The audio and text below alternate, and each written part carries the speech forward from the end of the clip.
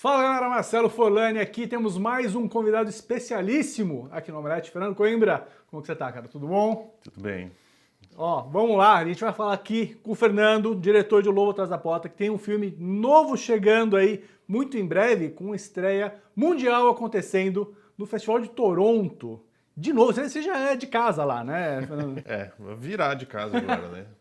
O Lobo Atrás da Porta estreou lá, foi estreia mundial também. Curioso voltar 11 anos depois agora, com um filme que meio que nasceu do Lobo, com a Leandra Leal que fez o Lobo, tem quase um lado B aí do outro filme, e voltar para o mesmo festival é muito bom. Como que funciona toda a indicação para você? Vocês fazem uma aplicação, um application normal para você manda o filme para eles verem? Você já tinha todo um currículo de ter participado, de ter feito Sundance, né, o laboratório de roteiros, tipo, isso dá também uns pontos a mais? Como que funciona essa escalação de festival? Geralmente você faz essa inscrição, como já teve lá, né, com outro filme, né, a Gulani que produziu também já teve lá com outros filmes. Tem um interesse a mais ali, não que garante que você vai ser selecionado para um festival, mas já rola um interesse de, bom, vocês já tiveram aqui, já tem uma história com o festival, né? Já tem um carinho ali para olhar. A coisa de Sundance ajuda muito, assim. Sundance acaba virando uma espécie de selo de qualidade. Óbvio, não garante a qualidade, mas o fato de ter participado do laboratório de roteiro. A gente ganhou um prêmio lá, que é o Global Filmmaking Awards, 2 anos depois de participar do laboratório, que é meio que para chamar atenção para projetos que eles acham que são relevantes, né? Então já tem uma atenção internacional. E Os Enforcados, cara, são 11 anos de diferença entre um filme e outro, né? O Lobo de 2013 e agora a gente está em 2024. Quem é o Fernando de agora em relação ao de 2013 lá? Qual é a sua expectativa para chegar lá agora?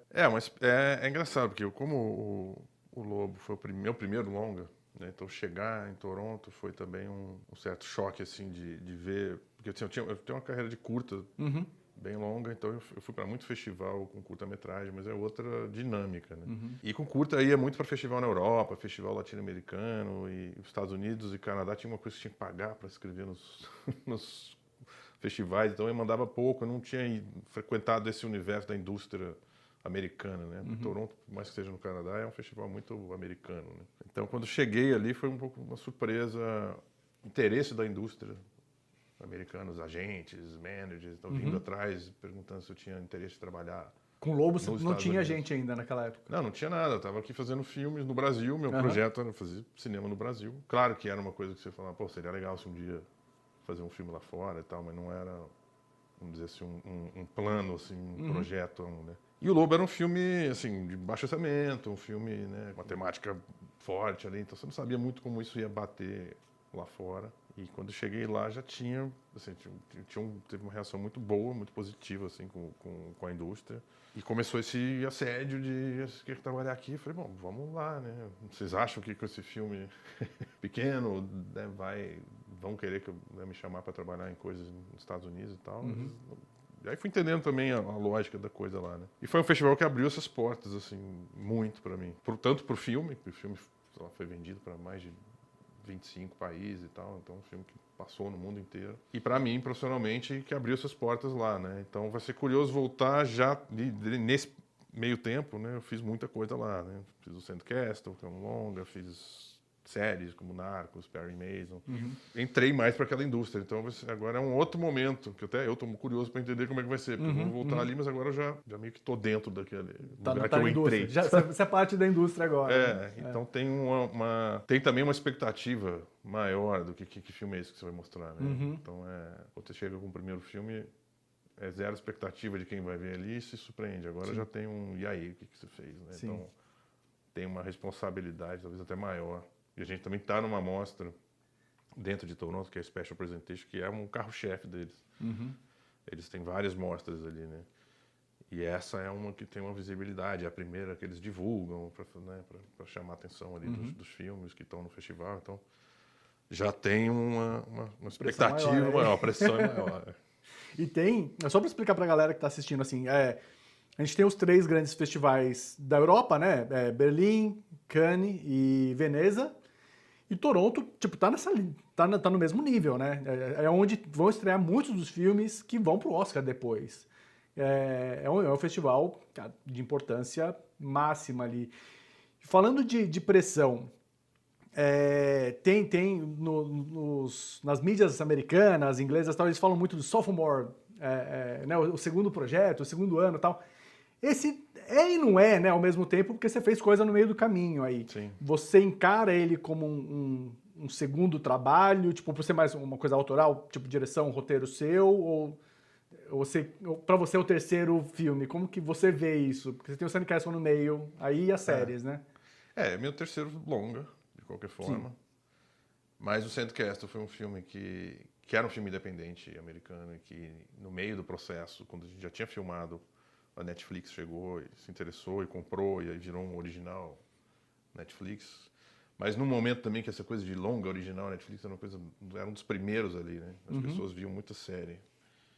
Então é diferente esse lançamento, que foi um lançamento só ali na Netflix, que tem você não tem aquela resposta do público, você vai num festival, você vai numa pré-estreia, você sente, tem um debate depois, né? É um lançamento estranho, assim, para quem está acostumado com festival e tudo, né? E com lançamento no cinema e tal. É o terceiro filme, mas é o segundo autoral, como você falou. Então é uma experiência diferente, porque esse é um projeto que eu criei, que eu escrevi, né, que eu fiquei uns anos trabalhando ali, então é uma outra expectativa que se tem também, que é diferente de um filme que eu, né, tinha um roteiro, eu fui ali para dirigir, não é um pouco autoral, porque você acaba trabalhando muito ali junto no roteiro, né? Mas é um projeto brasileiro, enfim, do Brasil, uma coisa realmente mais autoral. E a segunda vez num longa que tem essa estreia em público. Assim. Esticando um pouquinho mais sobre o assunto do Sandcastle, eu queria falar só um pouquinho. Queria entender duas coisas. A primeira, você tem um roteirista, um roteiro não era seu, é do Chris, como que ele chama aqui? Chris Rosner, que é um veterano de guerra, né, do Iraque. É a experiência dele e tal. E eu queria entender como que foi para você trabalhar, né, num roteiro justamente de outras pessoas, qual é a liberdade que você teve para trabalhar num roteiro de outra pessoa.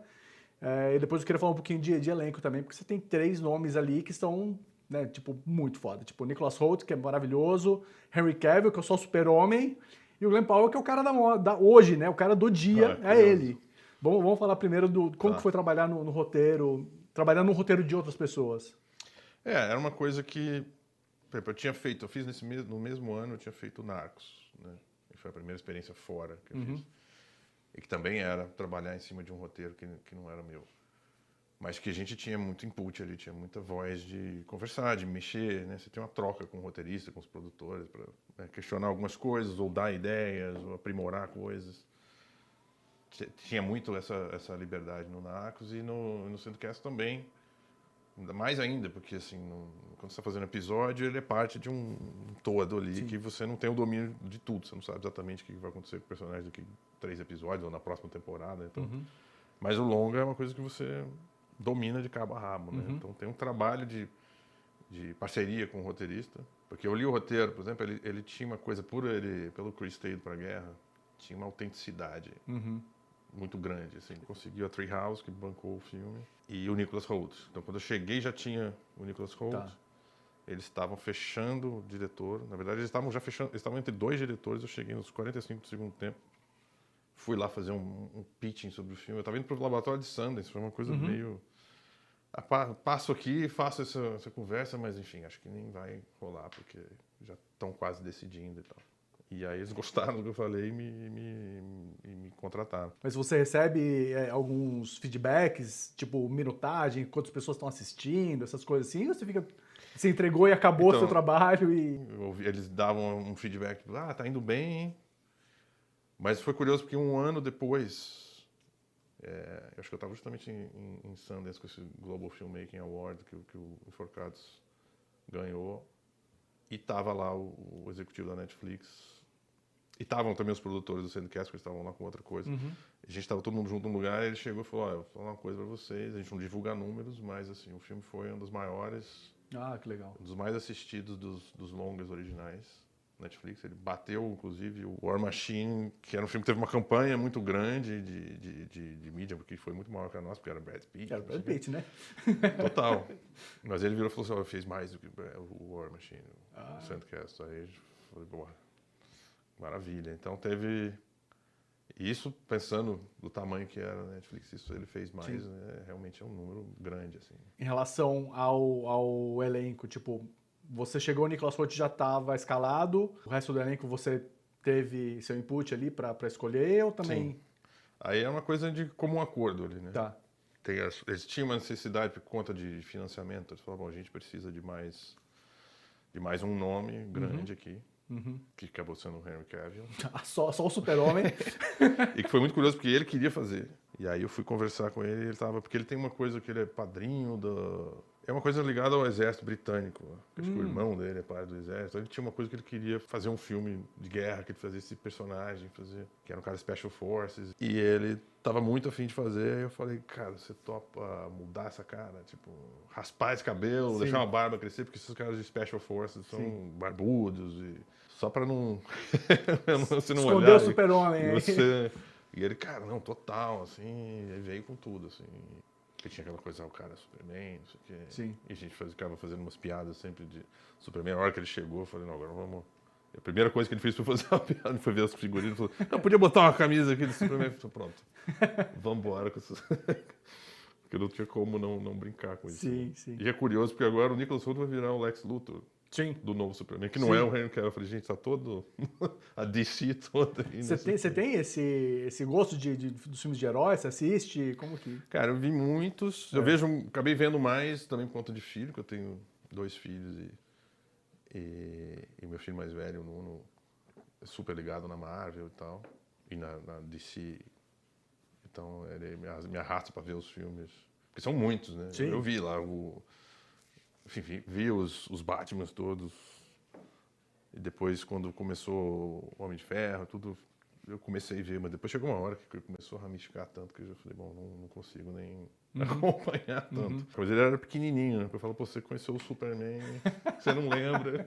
Mas falando agora do Glenn Powell, tipo, hoje ele é o cara da vez. Fez aí o Top Gun, fez os 3 filmes seguidos agora que estrearam aqui no Brasil. Dava pra ver que tinha alguma coisa, além de ser bonito pra caramba, tipo, dava pra ver que tinha alguma coisa diferente nele? Cara, tinha. O Glenn foi um cara que eu vi, porque, né, ele tava vendo testes de vários atores para aquele personagem. E quando eu vi, eu falei, cara, esse cara tem porque esse personagem precisava ter um carisma, precisava ter Ele é o primeiro que morre ali, né? Falando que esse cara você tem que gostar. E era um personagem que você tem uns mixed feelings com ele, porque ele fala umas coisas também que não são muito legais. Ele é aquele cara muito da arma, da guerra, não sei o quê, mas ao mesmo tempo é um cara carismático. Tinha que ser um cara bem carismático. E aí eu vi o teste e falei, cara, gostei desse cara. Aí fiz um teste com ele e gostei muito. E continuei olhando outros, mas depois falei, não, gente, é o Glenn, assim. Todo mundo tinha um pouco essa sensação, esse cara vai acontecer, porque tem é muito carismático. Um cara bonito, legal, bom ator, mas com esse carisma que você gosta de ver ele ali, você gosta de... E era uma diversão também trabalhar com ele, era muito comédia, assim, de ficar fazendo... Né, ele parece ser um super tranquilo, assim, né? Foi muito parceiro, assim. E tinha essa sensação que eu falei, esse cara vai estourar em um momento. E foi nessa época que demorou um pouco, assim, né? Depois do Sandcast, ele veio fazendo coisas, mas também papéis assim menores. Aí daqui a pouco veio o Top Gun e aquela comédia romântica que ele fez, né, com a Sydney Sweeney ali. Sim. E agora tá em todo lugar. Foi até engraçado que eu mostrei, porque assim, os filmes que eu faço não são para criança. Sim, sim. Mas agora que meu filho tá com 13 anos, eu falei, vou te mostrar o Sandcast. Aí ele falou, pô, esse cara aqui tá num monte de filme, né? Olhou o Glenn, falou que tudo que é trailer que eu vejo, aquele Twister tava bombando os trailers e tal. Agora vamos pular pro elenco de um filme novo. Agora falar do Irandir e da Leandra Léo. Leandra Léo você já conhecia muito bem, né, do Lobo. Como que foi achar essas duas pessoas? Tipo, você falou que o processo foi longo, né? Você estava escrevendo esse roteiro enquanto você estava terminando o Lobo e tal. Como que foi a escalação de elenco? A gente estava conversando aqui antes, você falou que por um tempo você tinha outras pessoas até envolvidas aí. Conta um pouquinho disso, por favor. É um projeto que nasceu no final do Lobo Atrás da Porta, do processo ali da montagem, porque era esse universo do Rio e tal, então veio essa ideia ali quando eu estava fazendo o Lobo. E eu fico filmando no Rio, eu sou paulista, mas tem gente que acha que eu sou carioca até. Mas Eu sou paulista, você falou eu sou até. paulista. Exatamente, essa é a minha definição, a melhor definição, eu sou um paulista.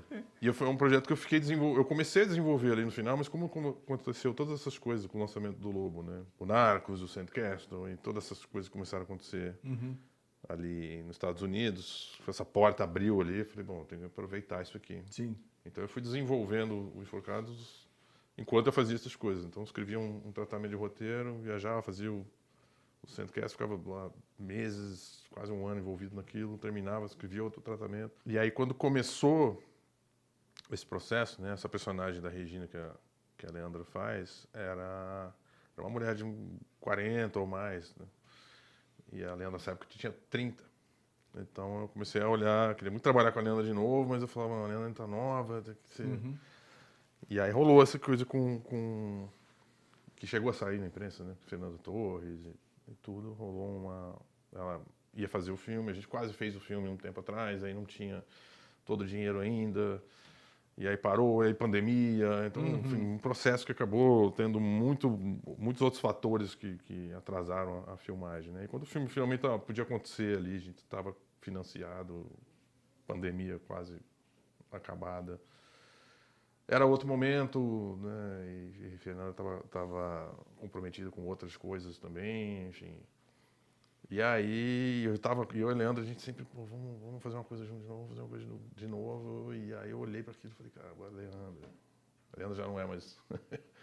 já passaram 10 anos, né?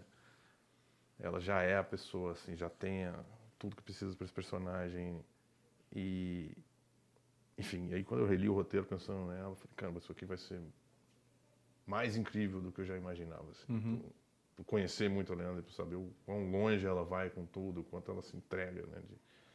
De cabeça ali, e corpo e alma e tudo. Então, e a Leandra tem um tipo de atuação que combina muito com as coisas que eu escrevo, assim, que os personagens são muito... Tem muita camada, assim, né? Tem muita contradição, tem muita coisa, e ela trabalha isso...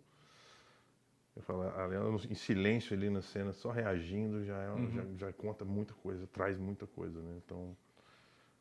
Aí foi essa felicidade, falar, pô, vamos trabalhar junto de novo. E o Irandir é um cara que eu vinha querendo trabalhar há muito tempo, assim, eu já conhecia ele há muito tempo. Só te interromper uma coisa rapidinho sobre o Irandir. Na primeira cena, o Irandir aparece, ele tá com a máscara. E a voz dele parece muito do Millen. Eu falei, caramba, tipo, são os dois de novo? O que tá acontecendo aqui? Deu um flashback ali em mim. Você chega a notar o tom de voz parecido ali nos dois? Ou Não nunca tinha te notado, passou? não. Engraçado. Cara, eu fiquei boladão assim. Falei, caramba, o que tá acontecendo aqui? Mas enfim, continua, desculpa. Não tinha pensado nisso, não tinha reparado. Mas é verdade, tem uma voz mais grave, assim, né? Mas o Irandir era um ator que eu já tinha, assim, já vinha acompanhando há muito tempo, já conhecia há muito tempo, desde a época dos curtas-metragens, que já cruzava com ele no festival e tudo, e tinha essa vontade grande de trabalhar com ele. E tinha tudo a ver com esse personagem, né? Porque é um personagem que vem desse universo de uma família do Jogo do Bicho, que vem e que tinha que ter esse contraste também, né? Porque a Regina é uma família Zona Sul, carioca, então socialmente são pessoas de origens diferentes, né? E o fato de ser pernambucano, o fato dele não ser dali, de você ver que essa família chegou ali e construiu a sua vida na contravenção, tudo. E a intensidade do Irandir. E uma coisa curiosa, porque os dois não tinham trabalhado junto ainda, né? Tá. Leandro e Irandir. E eles têm muita coisa em comum. Conhecendo o Irandir, tendo trabalhado com a Leandra, eu falei que isso aqui vai dar uma liga muito grande, porque eles têm um processo parecido. De entrar no personagem, de ir longe, de ficar muito focado naquilo. Eles têm uma coisa que eu falei, cara, isso aqui vai dar uma liga, assim, e deu mesmo, assim, foi uma parceria ali muito grande, deles, um com o outro, de nós três, assim, né? E era isso, o Irandir era muito perfeito, e calhou de também ele estar ali no momento que ele estava terminando o Pantanal e estava livre ali logo depois. Então encaixou tudo certo. E como que foi trabalhar nesse roteiro, né, por tanto tempo, e o lance de você ter o laboratório de Sundance no meio, como que é estar lá nesses laboratórios? Tipo, o que vocês apresentam, vocês vão mexendo, tipo, eles têm notes que eles fazem, anotações que eles vão mandando, o que você vai aceitando ou descartando, e quanto que eles entendem que, tipo, você está falando ao mesmo tempo de uma história que é super regional, é Rio de Janeiro, mas ao mesmo tempo é uma história Tem universal também. universal, né? Sim. Não, é um processo intenso, muito bom de Sundance. Eu gosto muito de ir para esses laboratórios, porque eu escrevo sozinho. E você fica ali fechado, você no seu mundo, e você precisa ter um feedback, assim, né? E eu estava bem no começo do processo do Enforcados. Então era um momento que eu estava juntando as minhas ideias ali, mas ainda em dúvida com muita coisa. Com muita coisa assim, será que isso aqui mesmo, isso aqui dá certo, será que isso aqui cola, né? Às vezes eu tinha a impressão, essa ideia de botar esse Shakespeare no Rio, no Jogo do Bicho, com várias coisas que eu falava, será que isso aqui vai dar liga mesmo? Então era um momento inicial que você está tateando as coisas, em que eu estava muito aberto também. Até que eu cheguei lá, e eles, quando você chega lá, né, eles dizem, é importante que vocês estejam abertos para ouvir. Eu falei, gente, eu tô tão aberto aqui que se vocês falaram, cara, esse negócio não funciona, não dá certo, joga fora, tem outra ideia? Eu falei, beleza. Porque é um momento muito... que é diferente do Lobo, que o Lobo era inspirado numa história real, né? Assim, não é a história contada, mas tinha um ponto de partida ali que tinha um fato real que aconteceu da história da Fera da Penha, que me inspirou e que eu não queria fazer uma adaptação daquilo, mas bem ou mal eu sabia aquilo onde começava, por onde passava, onde terminava, e o Enforcados é uma história que tem uma inspiração no Macbeth do Shakespeare, mas que vai para outros caminhos, é só um ponto de partida, né? Então você tem ali, você pode ir para muito lugar, né? Tá muito aberto tudo. Então eu cheguei lá nesse Mas bem você já aberto. pontuava que tinha algo shakespeariano ali. Sim. na Não, venda para eles. Tava. Tá. Não, isso já era bem a ideia. E aí você passa por consultores, acho que se não me engano são 6 consultores. Você fica ali mais uma semana. E quando você chega lá, você fala, vocês são proibidos de mexer no roteiro enquanto vocês estão aqui. Porque a ideia é justamente cada dia você passa por 1 ou 2 consultores. E são atendimentos assim, individuais, né? Então cada um, e são acho que uns 10 ou 12, e aí você tem uma metade deles ali que lê o teu roteiro. E são perfis muito diferentes. Né? Você tem um escritor de livro de roteiro de mistério, de suspense, de noir, aí você tem um roteirista agora, Woody Allen, outro que fazia teatro e fazia... Aí outro que era de comédia romântica, tinha de tudo, vários perfis diferentes de roteiristas, de várias gerações diferentes, de várias origens diferentes. Então a ideia é você passar por essa imersão que você vai ouvir, né? Eles leem o roteiro e eles vão te dar vários inputs e conversar. E aí você vai anotando aquilo. Mas eles falam, leva isso embora, digere isso, porque muita coisa é legal, mas depois você vai entender que, não, mas isso não é o meu filme. E várias outras coisas são o seu filme, então... Mas você precisa de um tempo. Então, o ideal é você não começar a mexer, porque você passa pelo primeiro, o cara fala um monte de coisa, fala, nossa, é verdade. Aí o outro fala outras coisas diferentes, fala, nossa, é verdade, mas... Aí contradiz até com que o outro que você tinha gostado. Tem contradições ou diferenças de tom, né? Um que acha o tom mais sombrio, o outro gosta mais do cômico, o outro gosta mais do... Mas, de certa forma, não tem, assim, pelo menos para mim, não teve, assim, grandes choques, assim, de opinião, mas tinha vários caminhos, né? E eu saí de lá com uma necessidade. Eu entrei aqui e falei, será que esse filme dá certo? E saí de lá e falei, preciso fazer esse filme.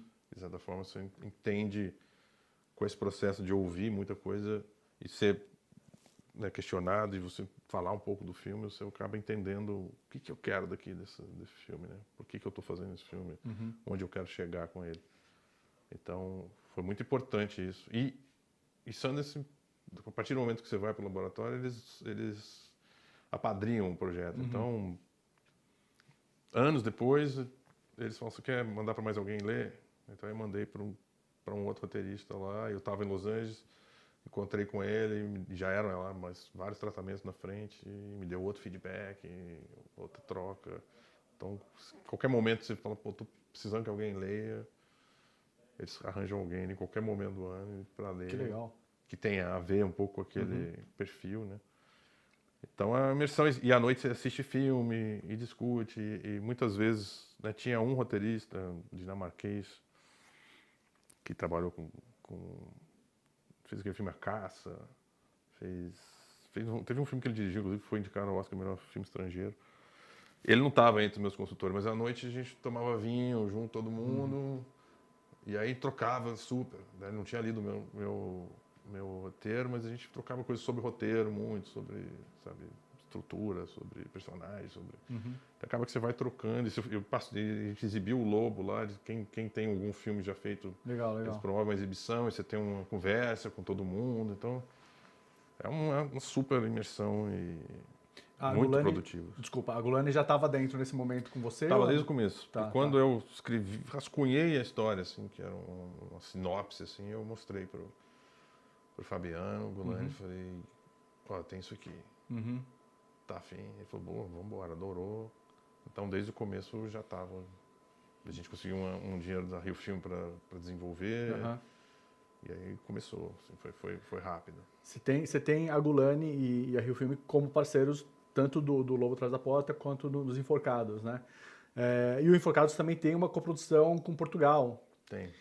Como que você vê o cenário brasileiro 2011, 12, quando você fez o Lobo, e agora como você fez os Enforcados? Tipo, a gente teve no meio do caminho pandemia e um governo que não se importava com cultura.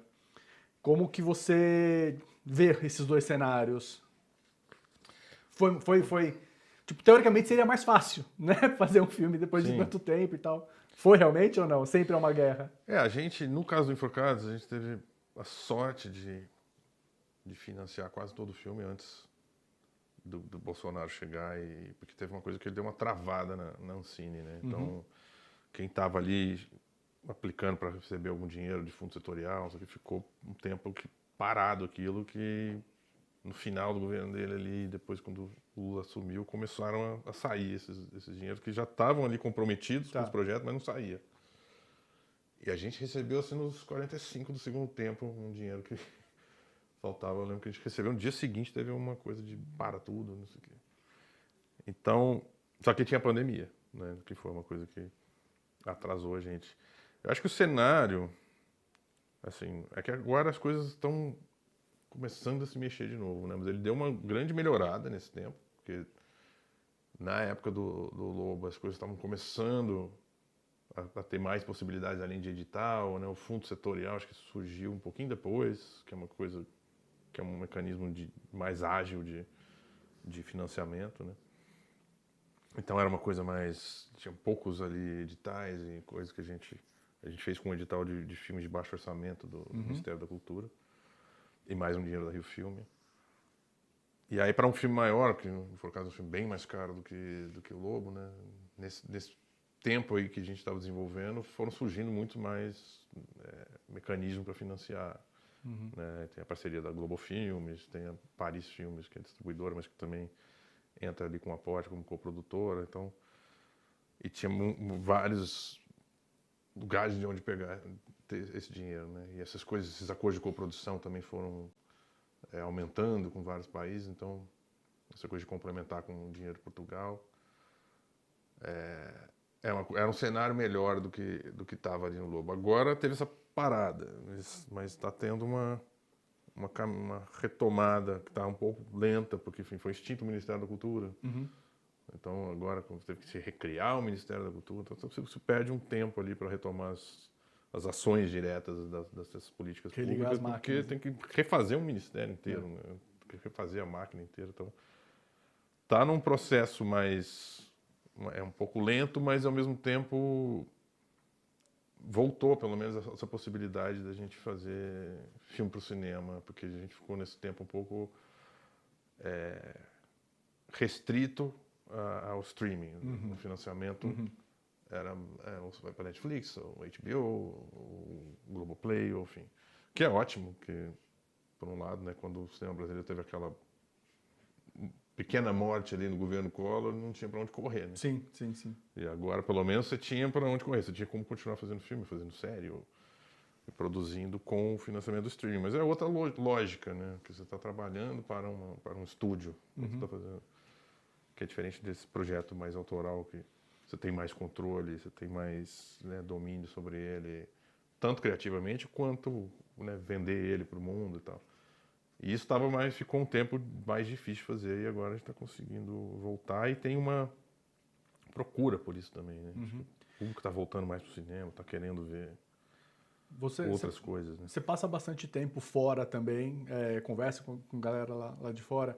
E no Rio de Janeiro desse ano, eu conversei com o criador do Euphoria, o original lá, o israelense e tal, e ele falou, pô, tá um burburinho aí sobre o Brasil vai ser o país da vez em 2026, não sei o quê. Eu falei, caramba, Brasil, país da vez? Tipo, eu não vejo isso acontecendo pelo que a gente sente aqui no Brasil. Você sente alguma coisa, tipo, tem um interesse maior pelo Brasil rolando lá fora? Você ouviu alguma coisa? Seu agente, seus informantes aí tem dito alguma coisa? Tem há um tempo uma coisa, porque quando esses streamings começaram a vir para cá, né? Netflix veio para cá, a HBO já estava aqui, mas com essa coisa do Max e tudo, né, cresceu. A Apple está querendo fazer coisas aqui. Então, começou uma coisa, porque o Brasil é um mercado muito grande, né? É um mercado que consome muito, pela quantidade, pela população, pelo tamanho da população. São poucos países no mundo que têm essas populações desse tamanho, né? Então, mesmo assim, na época, por exemplo, do Sandcastle, já tinha um interesse de crescer da Netflix no Brasil, e tinha uma coisa de promover o filme, porque tinha uma história americana, tinha um elenco britânico ali, né, do Nicholas Hoult, do Henry Cavill, e tinha um diretor brasileiro, e esses eram os 3 maiores mercados para eles naquele momento.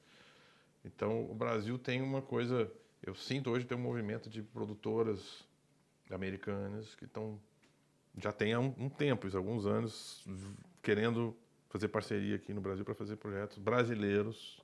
Porque antes eram coisas, vamos fazer coisas em inglês e português, mas não, que também com a coisa do streaming dos Estados Unidos e outros, eles entenderam que as pessoas estão assistindo filmes legendados, porque tinha essa coisa, americano não assiste filme com legenda, não assiste série com legenda. E agora o Round Six ainda é a coisa mais assistida da Netflix. Total. E quando a gente fez o Narcos, que era inglês e espanhol, tinha essa coisa de, bom, pode ser em espanhol mesmo, e vai assistir com bilíngue, né? Então, e aí tem esse interesse do Brasil, acho que porque existe um interesse do mundo em relação a muita coisa no Brasil, mas existe esse mercado, esse público grande aqui, né? E eles querem, e sabem que podem expandir aqui. Tá. Então acho que tem essa, mas ao mesmo tempo tá um momento muito estranho, né? Falando a real, assim, do que está acontecendo com os estúdios todos, isso inclui os streamings todos. Um momento porque eles cresceram muito, investiu-se muito, e agora estão vendo que... Todo mundo já sabia meio que uma hora ia acontecer isso. Sim. Isso, imagina, você tem... A bolha lá. Como é que você vive? Você vai assinar 8 streamings? Não vai se sustentar. Uma hora umas o coisas vão ter que começar a fundir. Não dá para... E aí o quanto se investe, o quanto se tem de retorno. Então tá tendo uma freada, assim, pouco de se produzir menos, gastar menos e tentar lucrar mais, porque no começo foi um investimento. A Disney, por exemplo, investiu horrores para Disney Plus e tal, e agora eles estão... Então é um momento que espero que o Brasil seja esse país de 26 aí, mas tá um pouco estranho, assim, esse mercado, que tá meio que entendendo, se entendendo para recomeçar, né? Teve a greve dos atores e dos roteiristas no ano passado.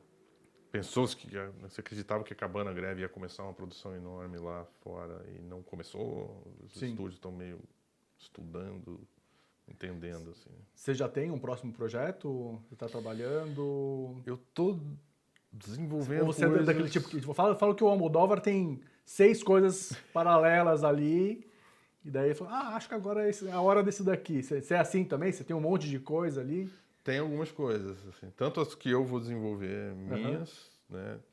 que às vezes você fica ali com uma ideia, com outra, escreve um pouco aqui, escreve um pouco ali, de repente tem uma que fala, não, é essa aqui que eu vou botar minha energia agora. E às vezes leva um tempo, assim, eu tô nesse momento tô ali com 2, 3 coisas que eu trabalho um pouco nessa, um pouco nessa, um pouco nessa, e daqui a pouco... E também é uma coisa de entender, que cada projeto também tem um perfil, e às vezes tem a hora daquele projeto acontecer, né? Às vezes você tem um perfil de uma coisa e fala, ninguém tá investindo agora nisso, esse precisaria de um dinheiro de edital, e a gente está com 100 edital, esse aqui tem mais possibilidade de um financiamento é mais industrial aqui, a gente consegue. Então, estou um pouco nisso, e tem as coisas como diretor contratado, né? Que tenho aqui coisas em conversas e caminhando, que já, se der certo, posso, sabe, anunciar, mas ainda ficando aqui. Legal, né? legal. Tudo é muito secreto ainda, até o projeto. Sim, sim. Tem umas conversas lá nos Estados Unidos de filme, mas está tudo nesse momento, não sei de dizer agora assim, qual é o próximo. Tem coisa aí, cara, acontecendo. Já eu vou saber depois do Toronto, com certeza, os sinais verdes vão aparecer aí. Para encerrar aqui, a gente está falando um tempão, eu já estava olhando o livro aqui do Lobo Atrás da Porta, e tem muita... Tem umas imagens do lado de... Né, você fez storyboards aqui, você é roteirista também, mas você gosta de ter essas referências visuais. Isso aqui é para você ou isso aqui é para sua equipe? Como que você funciona no set ali? Isso daqui é tudo uma preparação antes? Tem, e vai mudando ao longo do tempo, né? Eu fazia muita, quando eu fazia os curtas, assim, muito photoboard, tirava foto, eu desenho esses rabiscos aí que você tá vendo. É o que você precisa para... E aí, no Lobo, em algumas sequências como essa aí, eu tinha desenhado para mim, assim, que eu queria entender como eu ia filmar essa sequência. Eu não fiz do filme todo, nem nada assim, mas tinha alguns momentos que eu fiz no caderno de desenho, alguns momentos mostrei para o Lula Carvalho, fotógrafo, outras eu nem cheguei a mostrar, cheguei lá e fui falando o que eu queria fazer, e a gente foi fazendo junto ali. Mas ao longo do tempo, eu tenho uma mistura das coisas, tem cenas que eu desenho ou fotografo, mas tem outras que eu, com essa coisa de filmar muita série, não sei o que, você também fui pegando o gosto pelo... Vamos descobrir essa cena aqui. Sei lá, é uma cena muito de atuação, muito da performance ali. Vamos descobrir a dinâmica dela no set.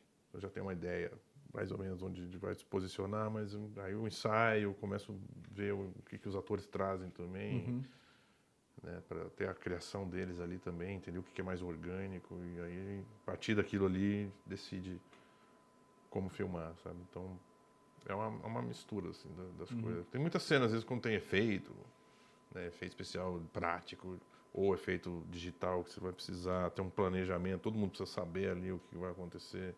Então, Enforcados tem algumas cenas ali que precisava desenhar, porque tem sangue, tem não sei o quê, tem faca, tem... Todo mundo precisa estar consciente, né, da equipe do que vai acontecer exatamente. Aí nesse dia você tem ali no set, assim, que é uma coisa que eu aprendi ali com os americanos também, né? Ele faz storyboard, faz uma placona ali, bota ali no set, que aí todo mundo aqui vai ali, consulta. Isso. É isso que vai acontecer, o próximo plano é isso aqui.